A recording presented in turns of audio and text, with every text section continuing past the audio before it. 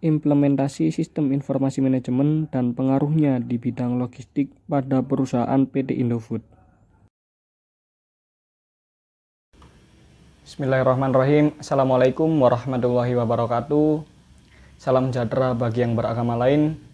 Yang terhormat Ibu Devinta Nur Arumsari, SEME, selaku dosen pengampu mata kuliah Sistem Informasi Manajemen. Yang saya hormati teman-teman mahasiswa Manajemen UPN Veteran Jawa Timur. Dan yang saya hormati teman-teman, rekan-rekan, Bapak Ibu, dan siapapun yang menonton video ini. Di kesempatan kali ini, saya akan menjelaskan mengenai implementasi sistem informasi manajemen dan pengaruhnya dalam bidang logistik pada PT Indofood CBP Sukses Makmur Tbk. Sebelum masuk ke pembahasan inti, saya akan menjelaskan mengenai sedikit background ataupun gambaran PT Indofood CBP Sukses Makmur Tbk. Jadi PT Indofood CBP Sukses Makmur Tbk merupakan perusahaan yang bergerak dalam bidang industri makanan dan minuman yang didirikan di Indonesia. Perusahaan ini didirikan oleh Sudono Salim pada tahun 1990. Pada beberapa dekade terakhir, PT Indofood CBP Sukses Makmur Tbk telah berkembang menjadi sebuah perusahaan Total Food Solution dengan mengadakan kegiatan operasional yang mencakup seluruh tahapan proses produksi makanan, dimulai dari produksi dan pengolahan bahan baku hingga menjadi produk akhir yang siap dipasarkan oleh para pedagang eceran. Perusahaan ini telah mengekspor produksi makanannya hingga ke Asia, Australia, hingga ke Eropa. Selanjutnya, saya akan menjelaskan sistem informasi manajemen itu apa. Sistem informasi manajemen menurut Danuwira Pangestu pada bukunya tahun 2007, pengertiannya adalah kumpulan dari interaksi sistem-sistem informasi yang berwenang dalam mengumpulkan dan mengolah data guna menyediakan informasi yang bermanfaat bagi semua tingkatan manajemen di dalam kegiatan perencanaan dan juga pengendalian. Tujuan dari sistem informasi manajemen pastinya akan membantu menjalankan fungsi pengorganisasian, perencanaan, pengendalian, dan juga pengambilan keputusan pada suatu perusahaan dalam menjalankan operasionalnya. Nah, selanjutnya yaitu ERP atau Enterprise Resource Planning.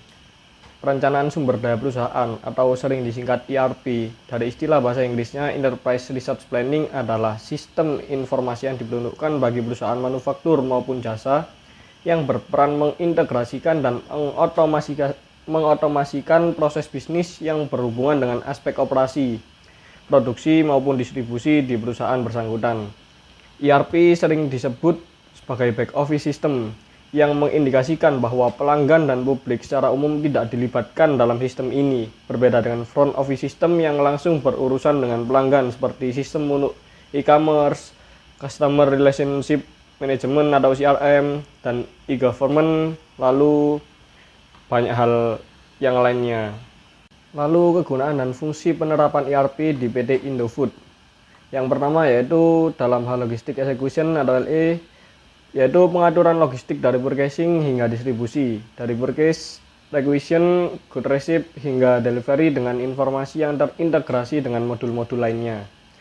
Yang kedua yaitu sales and distribution, membuat struktur data yang mampu merekam, menganalisis, dan mengontrol aktivitas untuk memberikan kepuasan kepada pelanggan dan menghasilkan profit yang baik dalam periode akuntansi berikutnya. Lalu yang ketiga yaitu materials management, yaitu membantu manajemen dalam aktivitas sehari-hari dalam aspek konsumsi material, energi, dan servis terkait. Yang keempat yaitu plant maintenance, yaitu mendukung dan mengontrol pemeliharaan peralatan dan bangunan secara efektif, lalu mengatur data perawatan dan mengintegrasikan data komponen peralatan dengan aktivitas operasional yang sedang berjalan.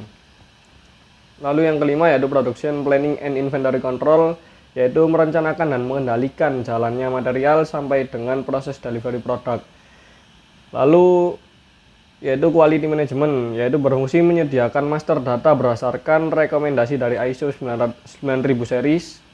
Dan yang terakhir yaitu project system, yaitu mendukung perencanaan pendahuluan terhadap waktu dan value, perencanaan detail menggunakan cost element atau unit costing, Lalu menetapkan waktu kritis, pendeskripsian aktivitas dan penjadwalan, koordinasi dari research melalui otomatisasi permintaan material, lalu manajemen inventory, network planning, yaitu mencakupi SDM, kapasitas material, operating research, dan service, lalu monitoring material, kapasitas dan dana selama proyek berjalan, evaluasi akhir proyek dengan analisis hasil dan perbaikan. Tadi banyak sekali manfaat dan fungsi sistem ERP pada PT Indofood. Kesimpulannya yaitu sistem ERP adalah solusi bisnis yang terintegrasi bagi perusahaan untuk mencapai sasaran bersaing yang kuat dengan kompetitor.